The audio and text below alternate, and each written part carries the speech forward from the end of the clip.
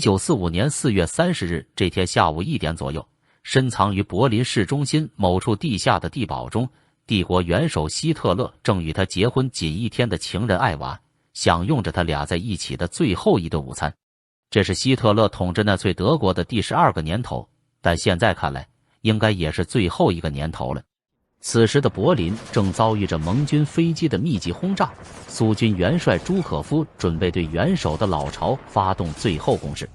随着一阵阵爆炸后的剧烈震动，地堡天花板上的灰尘落在元首的头上还有盘子里。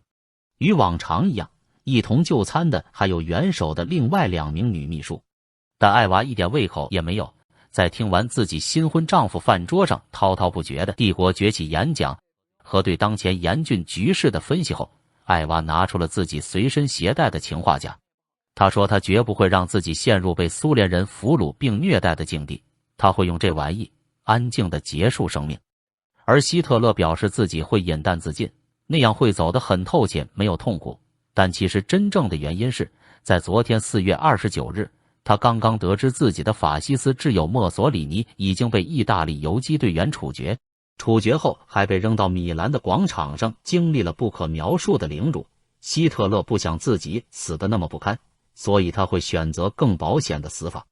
不过，他同时也表示自己这还有一些希姆莱留给他的氰化钾，如果在场有谁想要的话，他可以送给他作为最后的礼物。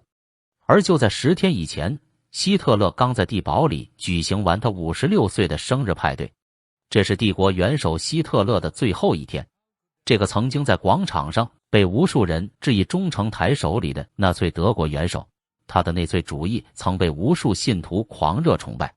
这一切的背后，不仅是希特勒塑造的个人崇拜，还有赖于他在德国实行的无处不在的恐怖统治和思想控制。他的内粹德国主义导致了震惊世界的犹太大屠杀，并且将全世界卷入了2战中。那么，这个曾经不可一世的法西斯独裁大魔王，如何一步步走向自己的末日？本来用于藏身的地堡，又是如何变成自己坟墓的呢？希特勒在地堡里的最后一天都经历了什么？下面就快订阅 Zero 档案，我们将为您讲述法西斯魔王希特勒最后一天的故事。希特勒最后藏身的这个地堡是在1943年至1944年期间建造的，这里原本就有一个旧的地堡作为临时避难的防空洞使用，但随着盟军轰炸机越来越频繁的轰炸，再加上德军在东西2线作战中节节败退，现实的危机感让希特勒加快了地堡的建造速度。该地堡位于地下约9米深处，墙体是足3米厚的钢筋混凝土，整个地堡有将近30个房间。当初的设计就是用来让元首与他的亲信们能在此安全的生活和指挥地面上的帝国战争，所以还配有作战指挥室和对外通讯设备，通风设施和发电设备也一应俱全。但即使是在如此安全的坚固地堡里，此时的元首也毫无安全感，而这种不安全感则来自于他的内心深处。自从1945年1月下旬进入地堡后，希特勒一直对自己的身体疑神疑鬼，但他现在确实患有帕金森病、心脏病以及许多因压力引发的疾病。9年来，希特勒头一次没有了自己的私人医生。1个星期前，他十分生气地解雇了西奥多·莫雷尔医生，说莫雷尔企图给他扶镇静剂，好把他带出柏林。此时的希特勒已经完全是一个多疑的偏执狂，而导致这个一切的原因是，自1945年4月初以来，越来越多的内粹军官被指控打算叛逃柏林，企图向盟军投降。此时，在地堡中的希特勒已经把每天的主要任务由指挥前线作战变成了下令处决叛徒，这其中就包括处决自己情人艾娃的妹夫，也就是自己的连襟，一位高级内粹党卫军官员费格莱因。这让他的精神状态逐渐崩溃，以至于对自己周围的一切都无法信任。而对元首的背叛并不仅仅是在最后这段时间才出现的，这还要从1944年7月20号的那桩密谋案说起。1944年夏季，由于东线战场上的德军已经全面撤退，且盟军也于6月6日在法国发动诺曼底战役，借由大规模登陆行动成功开辟西线战场。当时德国国防军中对希特勒不满的反抗分子意识到德国已几乎不可能获胜，并且和谈所能掌握的条件与机会也已经不多。与此同时，盖世太保也正逐渐开始调查密谋集团的成员，反对势力处于随时被揪出处决的危险之中。在察觉到此后的暗杀机会不多的情况下，反对希特勒的军方力量策划并执行了7月20日刺杀希特勒的密谋案。一颗炸弹被施陶芬贝格带入希特勒的狼穴，并在开会时引爆。但遗憾的是，希特勒在此次爆炸中只是受了轻伤。事后，希特勒愤怒地发动了大清洗，逮捕并处决了一大批牵连此案的军官将领，并对高级军官的家属连带清洗。其中经过调查而牵连到3名德国陆军元帅，分别是隆美尔、克鲁格和维茨莱本。据估计，有几千人死于这次清洗，这对于反对希特勒的力量是一次毁灭性的打击。但是内部清理的再干净，也逆转不了德军在战场上的颓势，反而由于大批会打仗的将领被清洗处决，导致了军队战斗力的大滑坡。此后，希特勒对国防军的不信任感日益剧增，转而任命不谙军事的希姆莱担任前线各军的总司令。希特勒把胜利的希望寄托在希姆莱领导的党卫军身上。希姆莱早年在加入纳粹党以前参加过一战，一战结束后曾当过一段时间的养鸡户。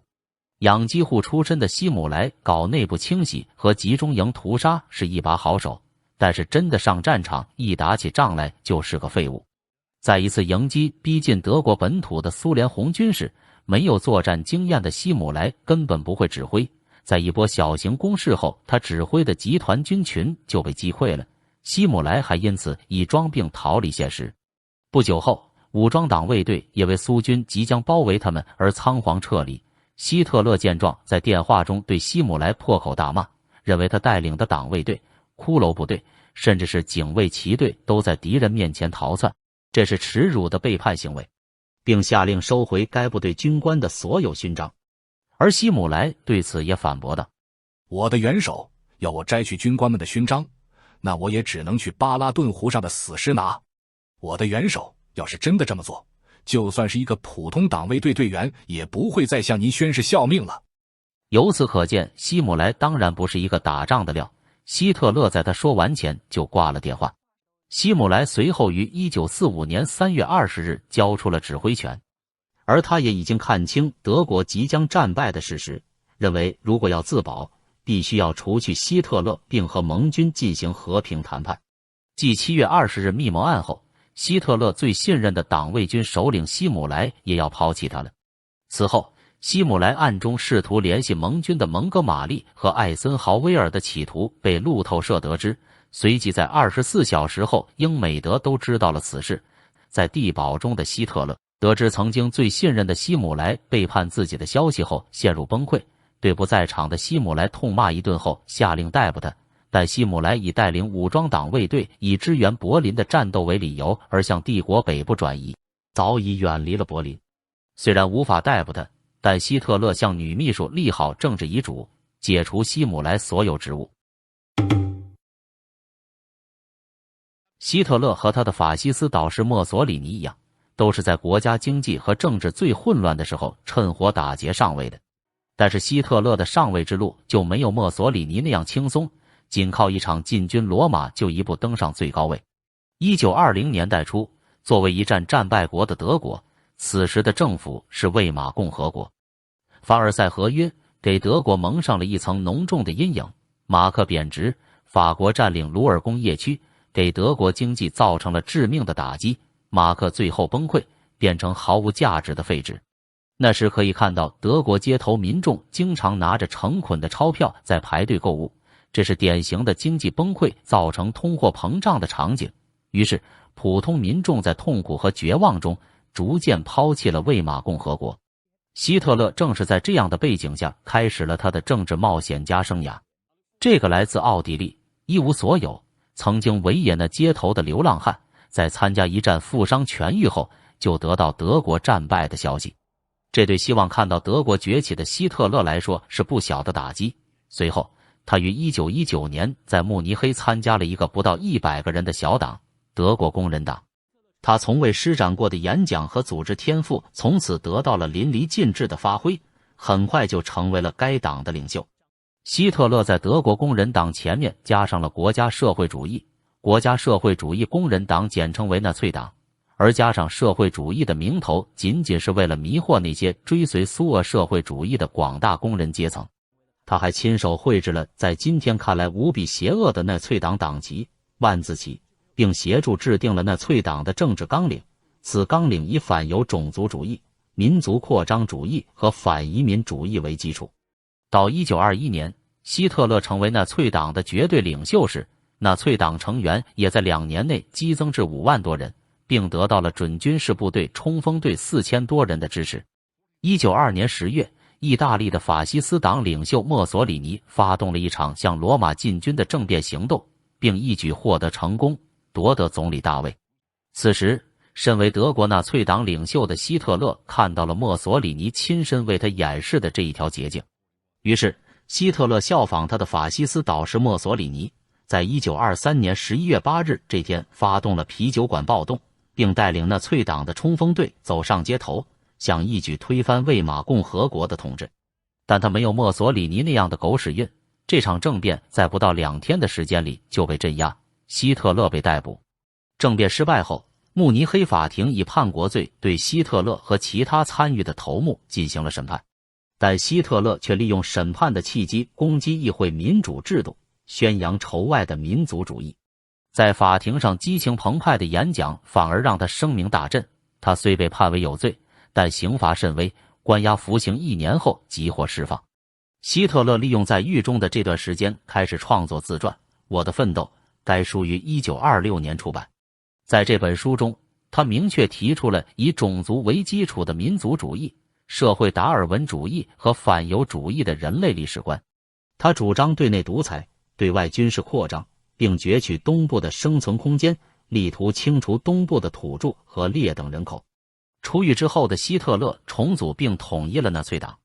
他放弃了用墨索里尼那种街头暴力政变的方式，改变了纳粹党的政治战略，采取参与选举政治、拉拢选民的新策略来获取政权。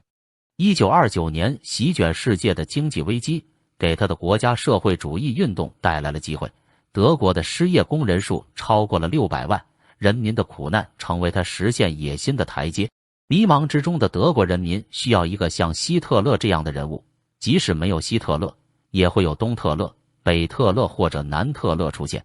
希特勒用他那极富激情和极其具有煽动性的演讲，给陷入困顿的德国人民带来了希望。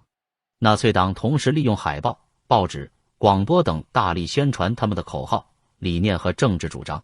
纳粹党中仅次于希特勒的2号人物戈培尔非常善于鼓动宣传，他也是后来主要负责为他的偶像希特勒进行个人崇拜宣传的宣传部长。他有一套自己的宣传理论，他认为人民是愚昧的，宣传的本质是不断的重复再重复，谎言重复1000遍就是真理。纳粹党的激进分子还经常使用恐吓和暴力手段，对政治对手和异议分子进行打击。凭着这一系列操作，1930年9月，纳粹党在选举中获得107个席位，成为国会第2大党。接着，在1932年3月举行的总统大选中，希特勒最后以 36.8% 的得票率位居第2，得票率 53% 的兴登堡当选总统。同年7月，纳粹党在国会选举中拥有了608个席位中的230席，一跃而成为第1大党。在11月重新举行的选举中，虽然丢了200万张选票，丧失34个议席，但依旧是国会第1大党。迫于政治形势的压力，1933年1月30日，兴登堡总统把总理一职交给希特勒担任。2月27日，纳粹党一手策划了国会大厦纵火案。希特勒和其他纳粹党高级官员将这次事件归咎于共产主义者。1933年2月28日，国会纵火法令发布，将德国共产党列为非法，并将其用作镇压政治对手、限制公民自由、加强纳粹党对权力的掌控的借口。纳粹冲锋队恐吓威胁德共和社会民主党人士不得进行投票， 1933年3月举行的最后一次民主选举中，纳粹党获得了国会288个议席。此后，授权法获得通过，希特勒立即在1个月内取缔所有非纳粹党派，德国成了一党专政的国家。从第一次世界大战结束到1933年，希特勒和他的纳粹党就是这样一步步通过民主程序掌握了政权。1934年的长刀之夜后，希特勒除去了曾为他充当政治打手的冲锋队领导者罗姆，清算并消除了攻击其政权的政敌，超过1000名反对者被逮捕，大部分参与行动的是党卫队及秘密国家警察。此次行动加强并巩固了国防军对希特勒的支持。1934年8月2日，总统兴登堡病逝后，希特勒又利用内阁通过一项法案，废除了总统制，使自己成为元首，同时也成为德国武装力量的最高统帅。德国所有官兵向希特勒宣誓效忠。至此，已无人能反对他，希特勒正式实行独裁统治。而也是从这时候开始，德国的也是人类的灾难就此降临。在纳粹德国初期阶段，希特勒的经济措施确实使得德国经济走出了第一次世界大战后的阴影，也因此获得底层民众的支持。希特勒承诺让德国每一户人家的餐桌上有牛奶与面包，而且他的承诺在纳粹德国初期已实现了，从而使更多人拥护他。希特勒带给萧条的德国重新强大的希望，但同时他也制造了滔天的罪恶。希特勒是坚定的种族主义者，他认为日耳曼人是雅利安人的后代，也是世界上最优秀的民族。当时希特勒认为优等血统的雅利安民族的人实在是太稀少了，为了让拥有着高贵血统的雅利安人能够成为世界的霸主，于是他就开始批量的生产娃娃。希特勒在军队中选出了很多身体素质过硬的军官和美丽的纯种的雅利安美女发生关系，直至再让这些雅利安美女怀孕。因此，这些雅利安族的军官和美女就成为了为希特勒生育后代的机器。当这些希特勒的娃娃出生之后，若是发现身体有残疾，又或者是患有疾病的，就会被毒死，而健全的婴儿会在希特勒的指示之下被安排在当地的农户家庭中长大。同时，纳粹政府实施了强制绝育计划，针对被认为遗传上不纯或不是人群，如智力残疾人、身体残疾人，以及那些患有被认为是遗传性疾病的人。更极端的是纳粹的 T4 计划，这项计划在1940年至1941年间秘密执行，旨在消除生活质量低、长期病患和身心残疾人士。通过这一计划，成千上万的人被非法杀害。纳粹的优生学政策最终导致了大规模的种族清洗，包括历史上最惨绝人寰的罪行之一——犹太人大屠杀。纳粹德国对犹太人的迫害始于1939年。1939年至1945年间，党卫队在傀儡政权及占领下的领土有系统地屠杀了1100万至1400万人，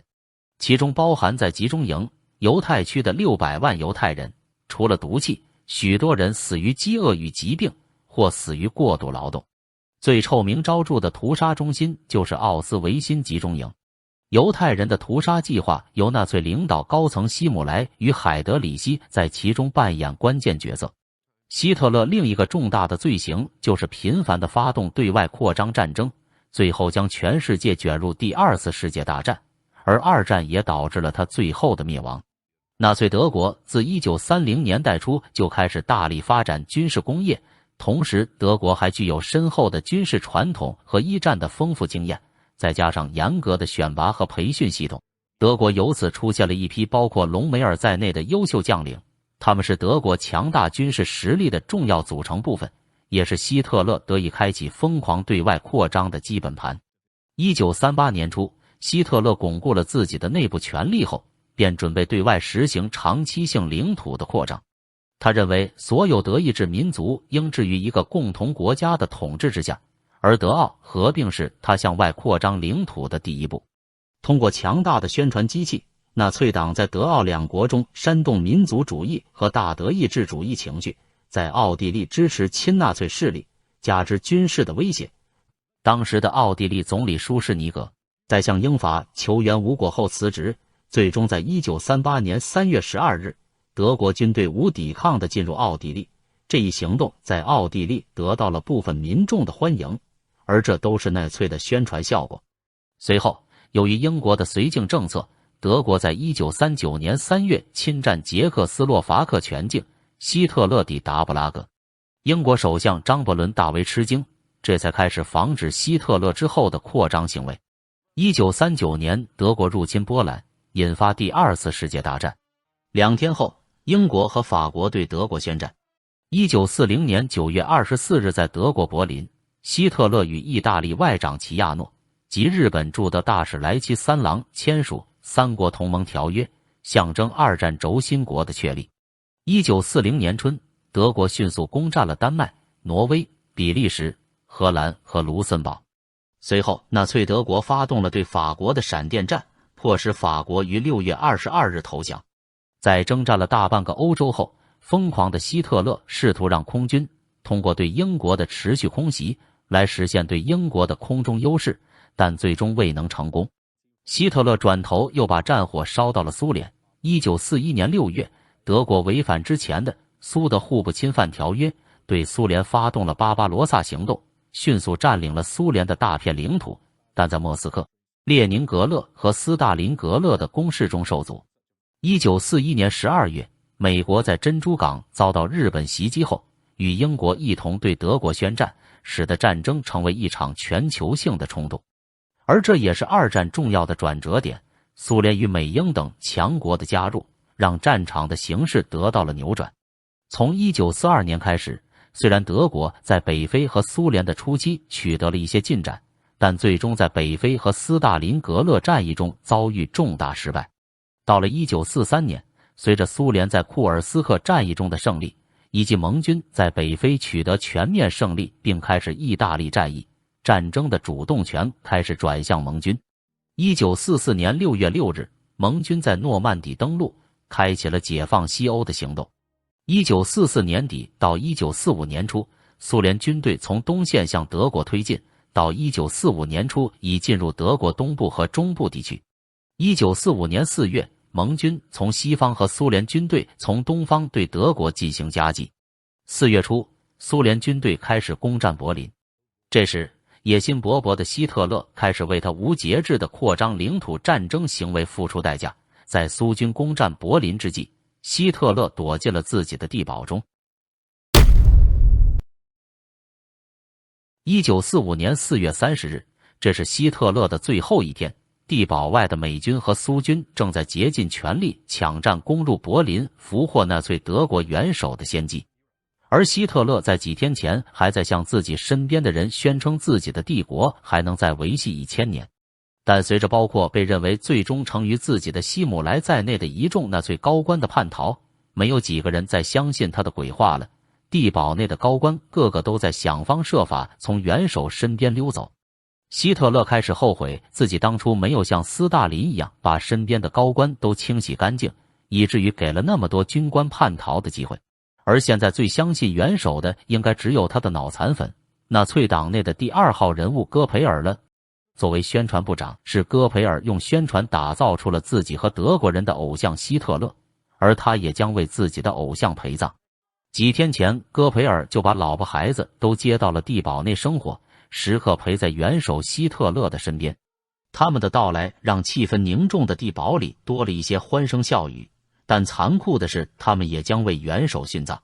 在30日凌晨1点的时候，陆军元帅威廉·凯特尔向元首报告说，整个第9军已被完全包围，增援无法抵达柏林。希特勒预感到了自己最后时刻即将到来，他吩咐哈斯医生和自己的养狗人弗里茨托尔诺给自己钟爱的德国牧羊犬布朗迪喂食氰化钾药片。这显然是让医生测试希特勒曾经的盟友希姆莱留下的氰化钾药片的效力。他已经多疑到不相信叛徒希姆莱给自己留下毒药的药效了，但最后药片奏效，牧羊犬几乎瞬间死去，至少在这一点上，希姆莱没有背叛元首。上午10点30分，负责驻守柏林的陆军上将魏德林告诉他最后时刻已近。苏军正在攻打附近的德意志帝国国会大厦。魏德林向希特勒询问部队打光弹药后该怎么办。希特勒回复说自己绝不会将柏林拱手让人。此刻他脑中浮现出了自己被苏军俘虏后遭受残忍处决的画面，因为他在昨天刚刚得知自己曾经的法西斯盟友墨索里尼的尸体在米兰广场上被倒挂示众。为了避免落入敌军之手，希特勒坚定了自杀的决心，因为那样自己会死得体面一点。他还吩咐手下事后将自己烧成灰，绝不给苏军任何能够凌辱他的机会。时间来到了下午2点左右，希特勒与地堡中的女性，包括在昨天刚成为自己妻子的老情人艾娃以及琼格等秘书坐下来吃午饭。吃完饭后，艾娃拿出了氰化钾，他说自己会用它来安静地结束自己的生命，而希特勒则表示他会用枪来结束自己的生命，那样是最保险的做法。希特勒还向他们保证，如果他们也想自我了断，他会提供氰化钾。他为无法给他们更好的告别礼物表示道歉。下午3点30分左右，已经为希特勒效劳10年的贴身男仆海因茨林格被一声巨大的枪响惊动，他开门查看，氰化物带有的烧焦杏仁味从门后飘出。艾娃与希特勒肩并肩坐着，都已死去。艾娃显然吞服了氰化钾，而希特勒则是用瓦尔特手枪结束了生命。戈培尔走进房间，确认了希特勒的死亡。他对着死去的希特勒说：“元首，我会来陪你的。”下午4点钟，林格与其他地堡内的人把2人的尸体用毯子裹着抬上了地面的花园。此时还不断有炮弹落下，他们按照元首的遗嘱处理了他。燃烧之际，他们在炮声中回到了地堡。苏军攻入希特勒的地堡后，发现戈培尔夫妇与他的孩子们都已经去世，并且在他们的嘴里检测出了氰化物。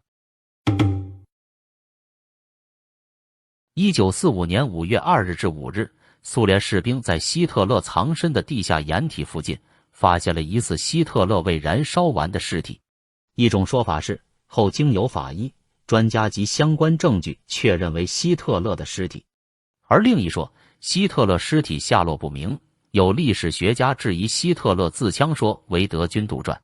根据俄罗斯联邦安全局的首席档案主管克里斯托弗洛夫将军在2009年12月7日接受媒体访问时，首次证实，依据现存的机密文件显示，前苏联克格勃的主管安德罗波夫征得前苏联领导层的同意，以最高机密下令执行代号档案行动，销毁希特勒、其妻艾娃以及德国总理戈培尔全家人的遗体，以免其遗体葬身处成为纳粹支持者朝拜的圣地。希特勒等人的遗体在1945年5月2日至5日被苏联军队发现，6月苏联军队将其埋葬于拉特诺镇外的森林中，8个月之后，即1946年2月21日，秘密移葬到马格德堡的苏联的军事基地。然而1970年3月，苏联决定撤离此军事基地并移交给前东德的平民机关，此秘密埋葬地点便可能被发现，因此计划将其遗骨销毁。此项秘密行动由住在马格德堡的克格勃人员于1970年4月4日执行，将其遗体自墓穴中一处，在距离马格德堡11公里的舍纳贝克镇外露天焚烧，之后磨成粉末，集中丢入毕德瑞兹河。为证实希特勒的死亡，焚烧所剩希特勒的颚骨现存于俄国联邦安全局档案室，而其头骨残骸存于俄国国家档案室，此外没有任何遗体残存于世。2018年5月，根据媒体报道，法国有一组研究人员获得俄罗斯方面授权化验希特勒牙齿与头骨碎片，确认希特勒已经于1945年自枪身亡，研判他可能是服食氰化物及开枪双重自枪。不管怎样，曾经这个杀人无数的内粹恶魔希特勒，最终带着他未能实现的第三帝国的理想从此灰飞烟灭，永远的被世人所唾弃。